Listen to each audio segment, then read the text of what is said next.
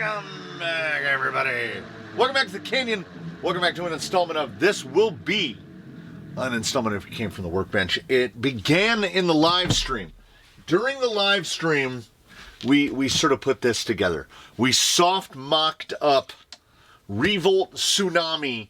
We're going double outrunners, baby. We don't have a lot of the parts required to complete this. I don't have any drive shafts that fit. What I do have is a chassis that is about ready. And I've got axles that are definitely ready. And what was not covered in the live stream, and what will be covered in a chopped up, sporadic mess, I don't have the servo for this. I don't have any of the bits needed to complete this. This is going to go nowhere near rocks. Not in this installment, for sure. But this is an episode. This is an installment that would ordinarily not be an installment. I would turn on my music, I would get into my zone, and I would put it together.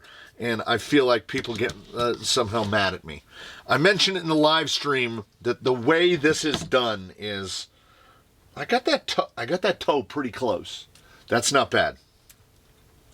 What we will probably end up doing, and by probably, I mean we're 100% going to end up doing it, is I am going to take just a servo, and we are going to put a servo and a drag link so that we can basically just have something to physically hold this in place so that it's not doing this. We got to get this thing finished so people can stop asking me, how do I like MEUS isokinetics? I don't know yet. They seem remarkably well made. It's a little bit of an odd egg approach to the BTA bracket. They also come with a standard top of the axle bracket. BTA gives a lot more space. Let me throw just a servo in this so that we can basically, I need this to stay in space because it's not even worth trying to show it. It's just going to flop around until I give up. So the way the mock-up goes is we don't put all the screws in. We don't pick things of the right length. It looks like we're not going to have a problem with steering end point. We're only using about maybe 60 degrees of throw on a horn of this length. And we are at that is the 27 millimeter position on this horn. So we can run a regular 24 millimeter uncenter horn. Keep that torque up because will it get a half height? Maybe. I want to go with something fairly strong, and the hello. You're either running a half height or you're spacing it up. And I wouldn't have a problem with spacing it up because honestly, the servo is really low for a BTA mount. Low to the point where you have to use a regular screw because I prefer these. The head won't fit up against the axle. We may indeed end up, depending, here's what I'll let you know. The only thing I want to get through in this one is I want to get the front end put on, right? And as I was looking at it in the jig, I want to have the front axle where the tie rod and this beam are parallel to each other. That is going to give us ridiculous approach angle because this vehicle is going to be running these big dogs.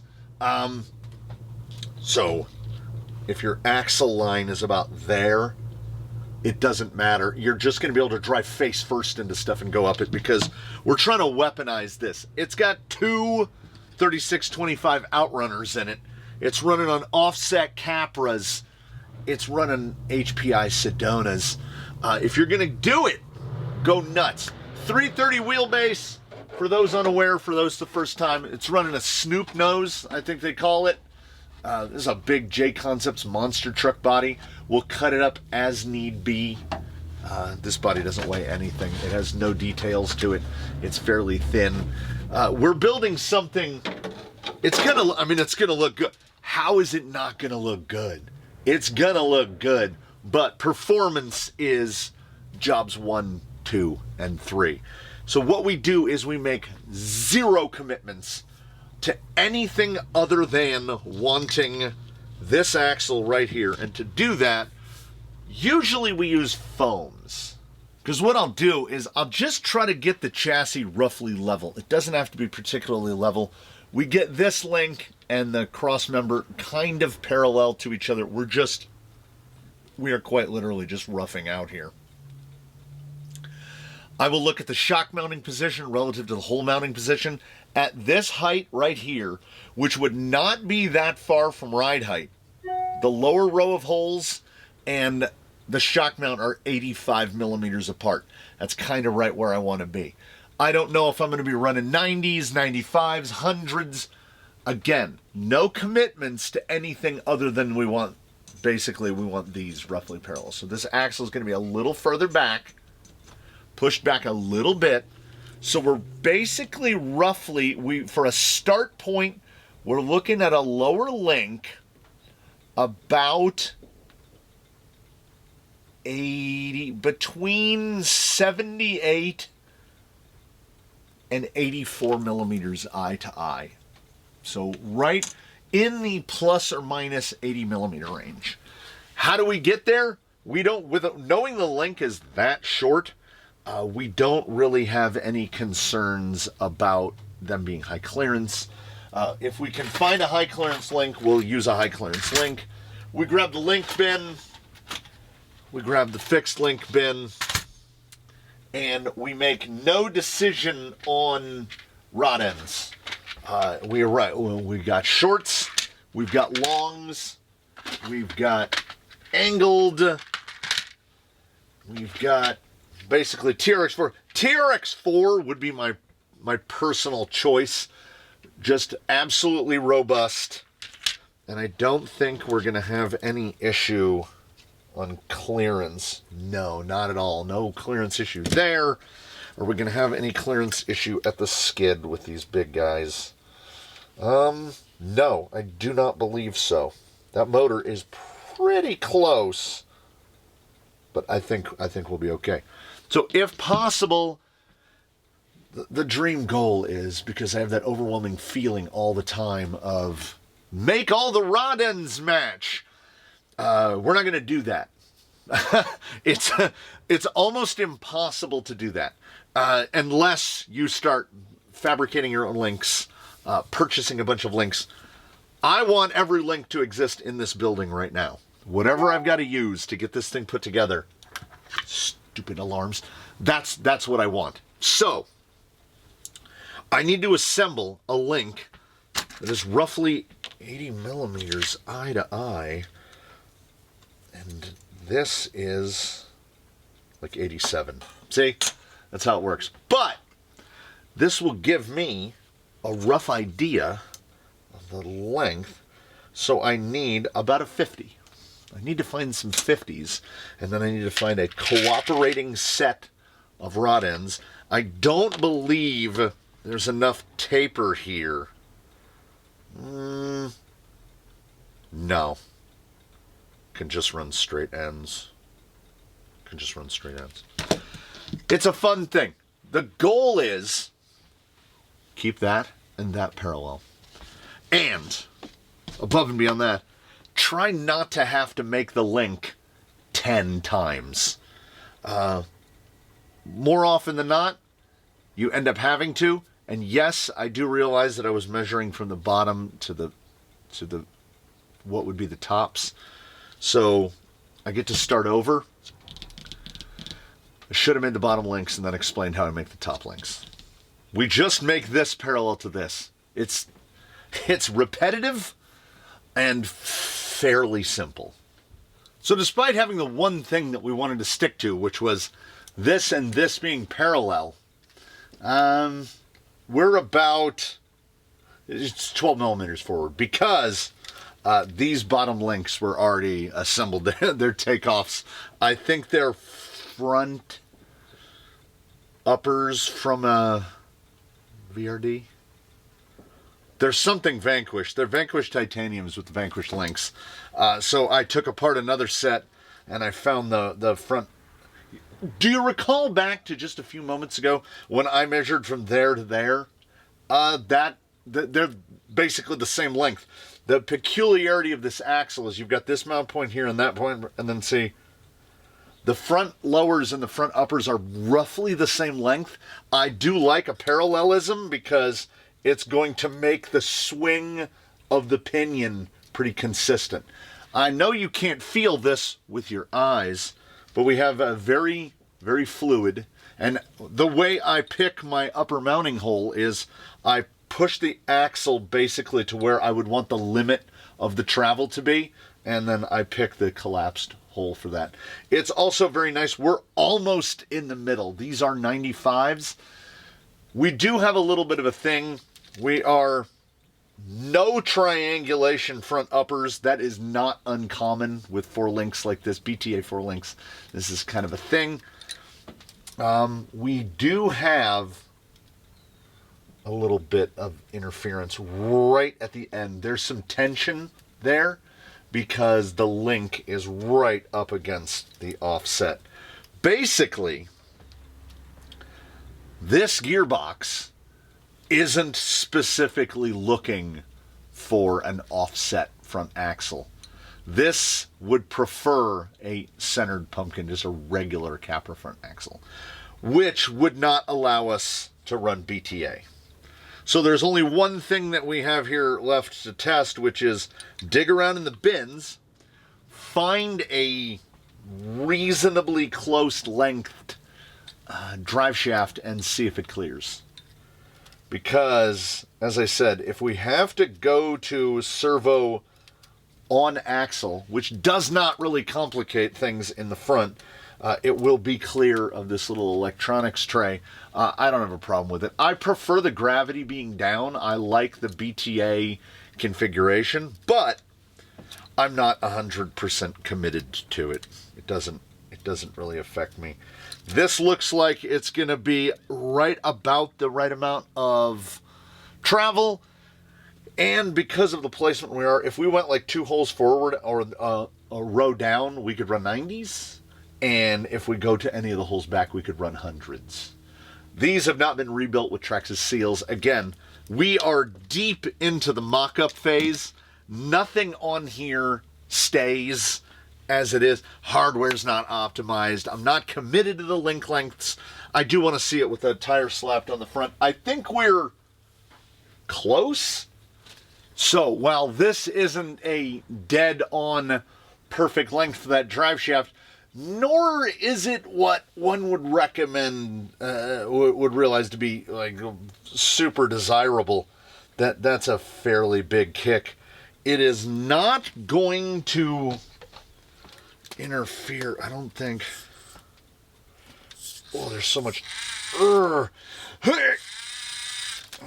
There is a near catastrophic amount of gear reduction. We did the rough math.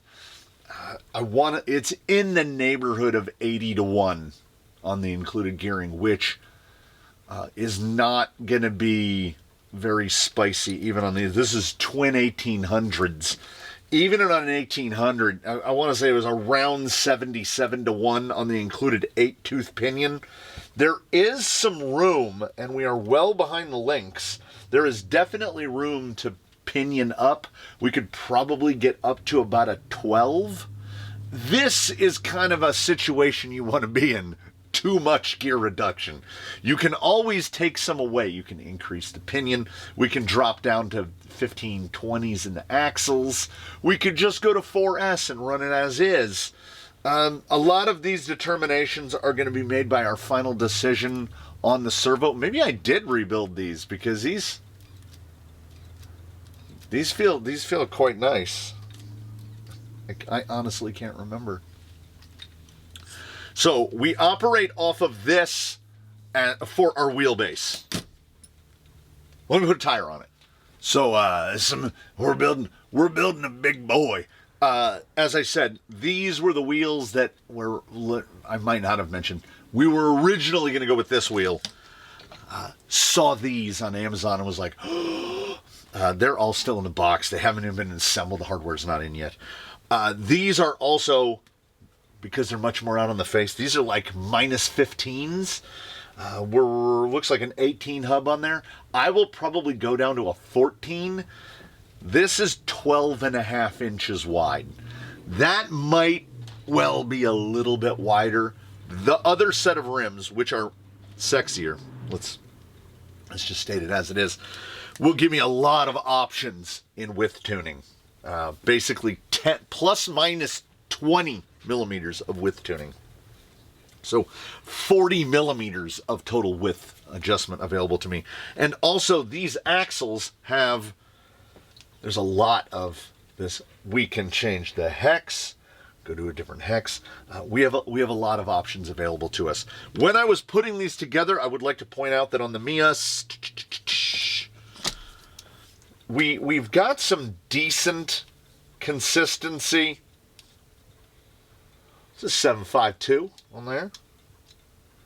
752 on there. 754. 755. These are really good. These upper guys, for the front uppers, I have 7s in them, and there's just a hair of play in there. One of them was like 735. The other one was around 74.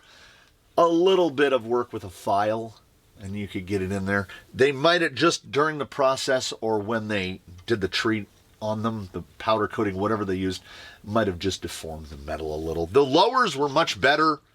These are 7.5s on here, and they fit nice and snug. You don't have that. You don't have the flop on the shock.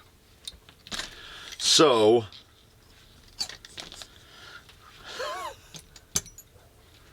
we can probably use. Yeah. Okay.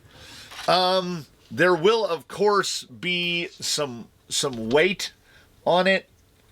We may be a smidge oversprung.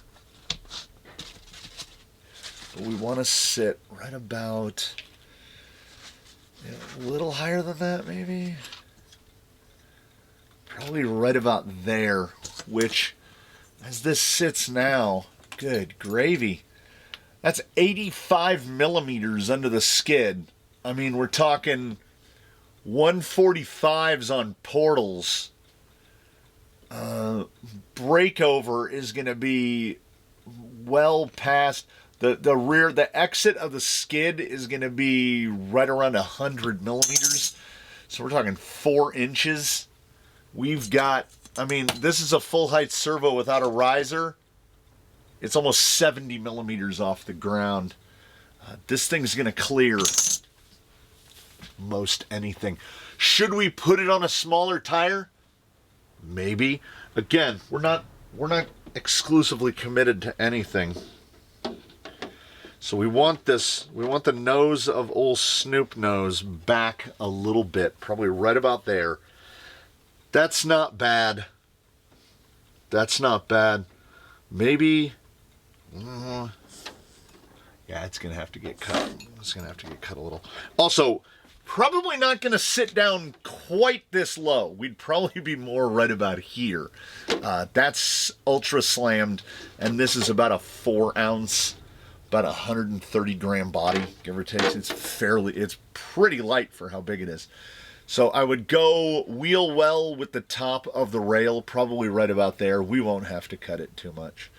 Also, we're not going to do any cutting at all, because what if we go down to like a 5-inch or even a class 2? Nobody needs 80 millimeters under the skid. That's going to pick your CG up quite a lot.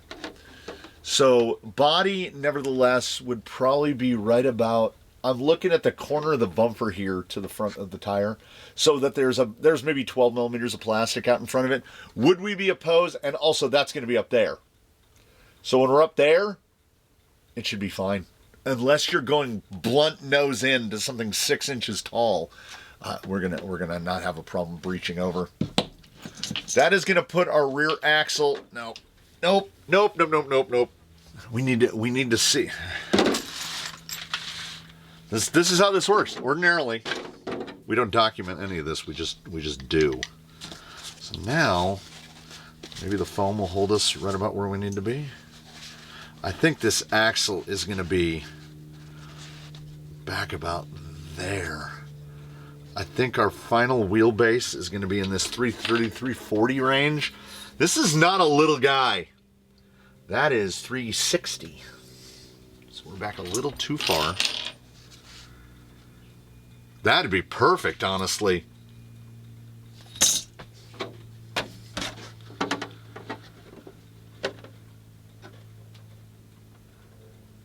Want that guy right about there. I want this guy stay right about there. That's he might be low to the ground. And then again, about there. It's a big guy. We're going to have to trim those rear fenders minimally. There's also the possibility we put them on rock claws, which are significantly smaller than Sedonas. I'd like to stick with Sedona. I mean, ridiculous, absolutely ridiculous. Dual outrunners.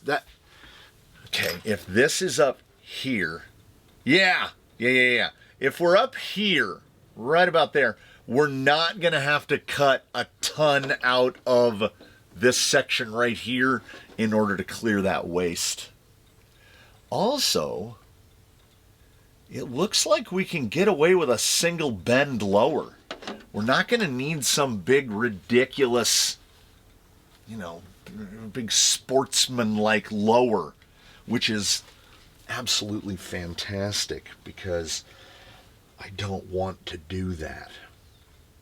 Now, what we have to do is we have to try to give us a rough idea. That is 340. That's 340. At 340, rear lower, not to knock anything down, goes from there to there. And that's why you don't want a single link. It's going to kill your breakover. They're going to need a big, big bend, and they are going to be about, let's say 195. It's sitting right about, let me see if I'm there. 190. I was all the way forward in the pocket. Because if we make the link a little shorter and it pulls the rear axle forward a little, between 330 and 340 was where I would like to be. I don't want to extend out past 340 because then you're starting to get real long. Now, he has dual motor, so we don't just have dig. We can do 100% forward in the front and 100% rear and do the we can do the cyclone. Nevertheless, there's a certain point at which the wheelbase gets so long that it starts to hurt you. This thing is like the size of an old Tonka dump truck. That width, okay, what did I say? 190. 190. So this is the new wheel. This is the old wheel. So you see all the way outside the portal box, that right there, that's probably pretty good. That's probably pretty good. But again, maybe down to a 14. We will see. We're not, absolutely not committed. I haven't ordered the replacement hubs yet. I want to see it again. There's a lot of grease in there. 190. Eye to eye. I don't have anything that long, I don't think. I'm going to have to make it. What I was hoping for was in one of the bins, a nice big long link that I could just put a little heat on it and bend it a little more. I think the longest I have is maybe a 135. So if the link was just going to be straight with no offset, unfortunately we know how geometry works, and this is a 135, and I measure from edge to edge.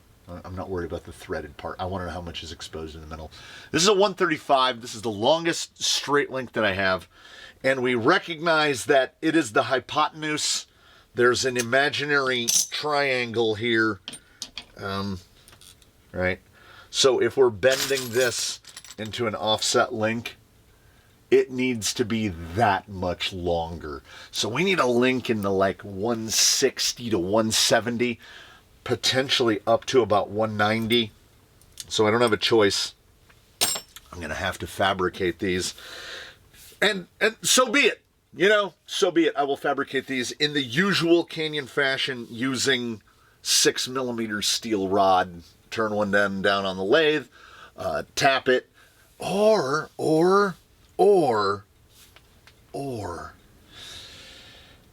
I have a couple ways I can go about this. So what I basically stopped mid-sentence a moment ago, it was to say there's a couple ways of going about making the links.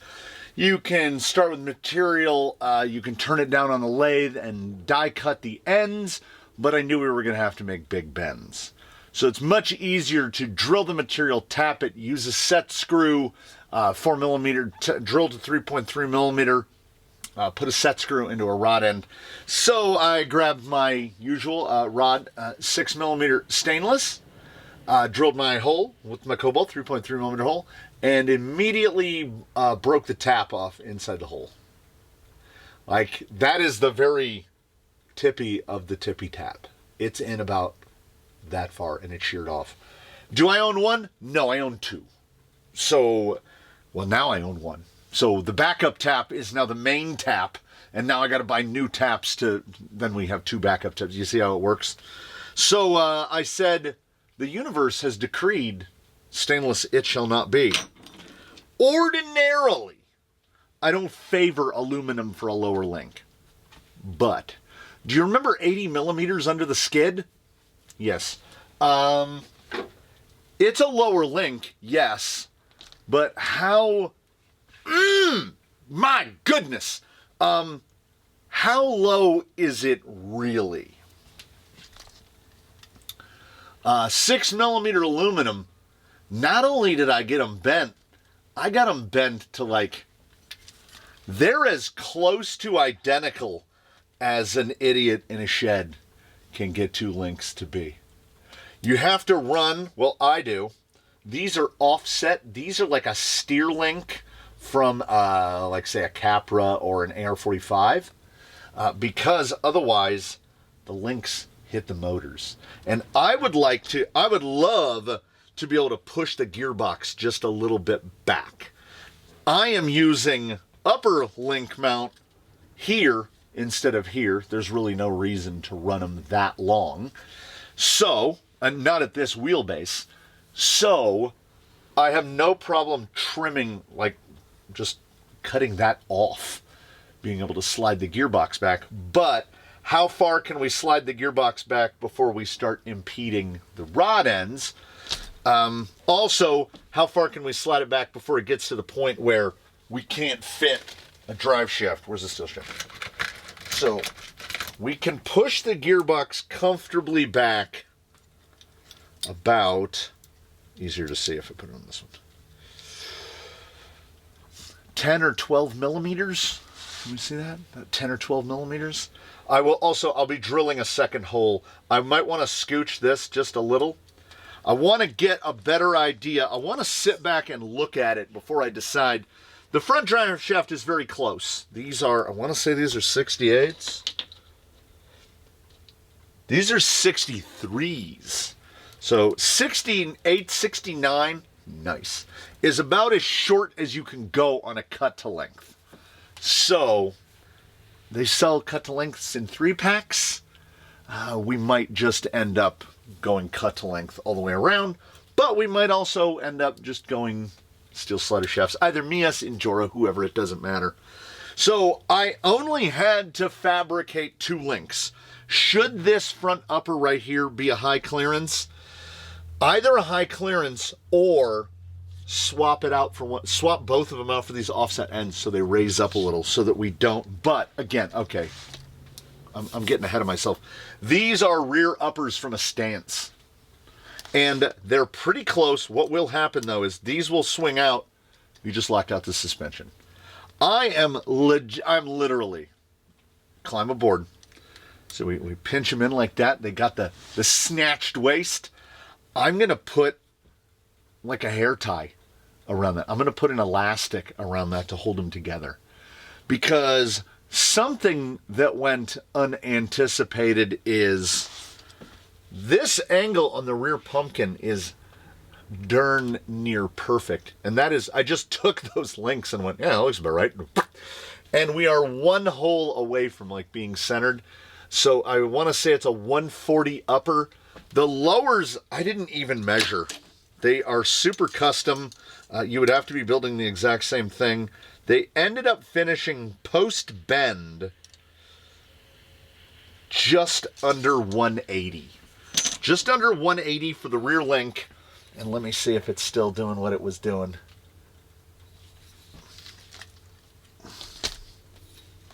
I have to measure off of two tires that are the same. 328. We pulled in somehow a little bit. It also looks like the rear axle is kind of kicked over a little. Do I have those in the same? Yeah, they're in the right hole. Yeah. I had measured it out at 330 multiple times, and I've just lost a couple millimeters on the wheelbase. I don't know how I shortened down. Yeah, should not have. Leaning those in doesn't affect it. Yeah, the axle is determinedly kicked that way. I can even see the link pointing that way a little bit. These are, I measured them. The lowers, the fabricated lowers, are the exact same length. It's got to be the upper. Oh, yeah. Okay. This upper is probably 2 millimeters longer. So it's just swinging it all over. The wheelbase should be around 330. We're all the same rod ends, except for the two kicked ones. We have room to adjust. And I'm particularly happy with how that dropped out because we can lengthen the wheelbase. We're all the way in the forward hole on 95s. We have all these holes going back, meaning I could run like an 80 in the rear. It's not out of the question. I believe he told me, I can't remember. The gentleman who designed and had this chassis cut, I believe he told me he runs longer, like 90s in the front and 80s in the rear. That's now clicking in my brain. The 95 is a little bit long because we're all the way forward, and it's not laid down too much because this is why I'm reluctant to change anything. That chassis is just sitting level. Would I like it to sit maybe a hair lower? Well, it will. We have to put 2 speed controls, 2 bodies, 2 side pods, 3 drive shafts. We got to put a bunch of stuff on it. It sprung near perfectly. I get this feeling that we're not going to be able to avoid putting more weight on it. Okay. So if it has 2 of these. Oh, dropped a little. Okay. Let's just, let's say that these are approximately weighted. Oh my God. It's almost sprung perfectly.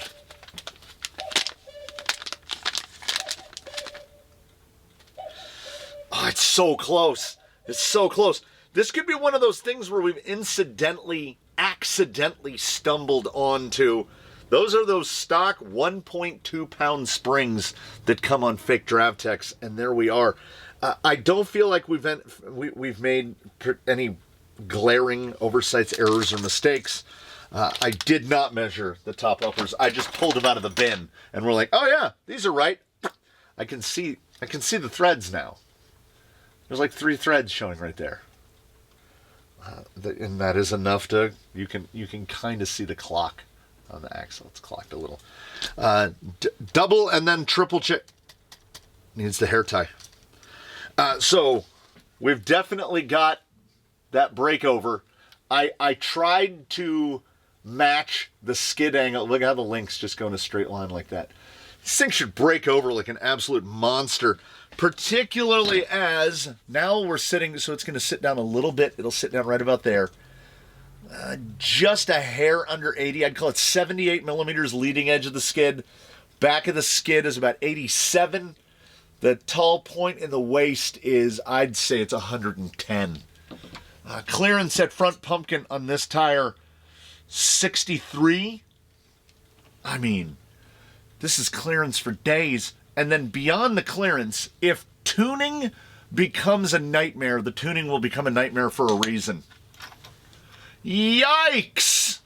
And also, my goodness, this is somewhat unanticipated. 170 front, 170 rear, 170 millimeters, 6 3/4 inches of flex. We usually like about a tire's worth of flex. That is probably the fact that we're on 95s. Go down to a 90 in the front, take a little bit of that travel out. Go down to a 90 or an 85 or an 80 in the rear, take some of that travel out of the rear. But working towards the ghost ride, we're just going to operate from this basis. Maybe we'll like it. I don't even know if before we get this thing Cabra fabled together to get it to move, I don't know if I'm going to trim the I haven't made those decisions. I've made too many decisions today. I'm particularly happy with these came out. And now that I've seen them in place, I have no problems whatsoever with them being aluminum because they are rarely, if ever, going to touch the ground. We're going to have no drive shaft interference in the rear at all. This guy should be the new breakover king here. And while I am softly committed to this, because I think that is outstanding, it is centered right up. It's where we need to be. We'll have to cut the fenders out a bit. I did make a bit of a tactical error. And that tactical error was I saw Terrence sitting over at the end of the bench, and I popped his body off, and I just kind of hovered it over like that, and I went, oh, it's a monster truck. It's a stomper. Even if that is all the way down, which I would not run it all the way down, I would put that up there. Do I have to buy another tucked body?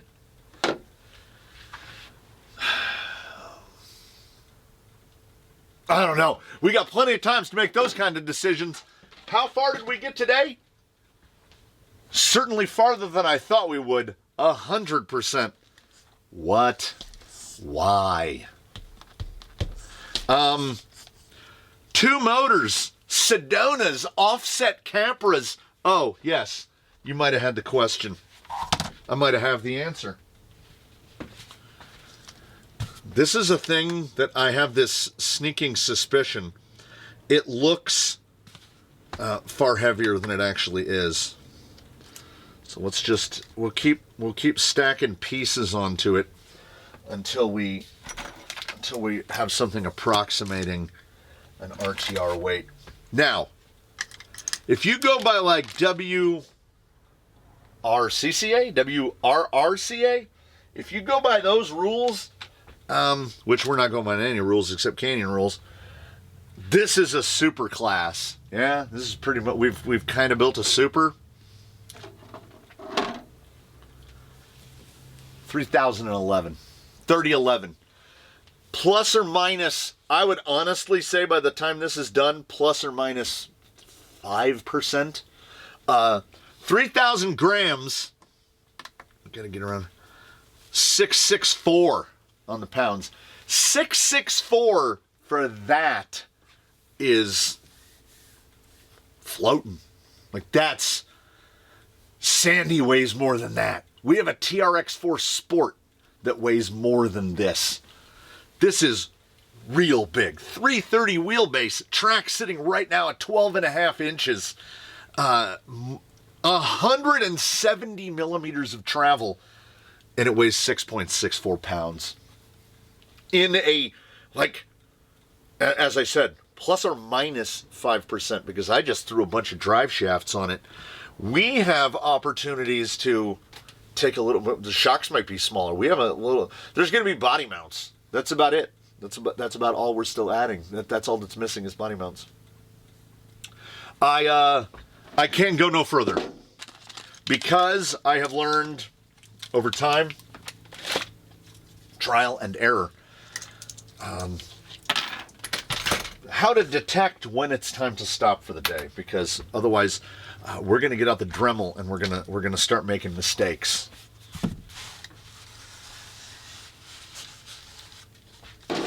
Yeah.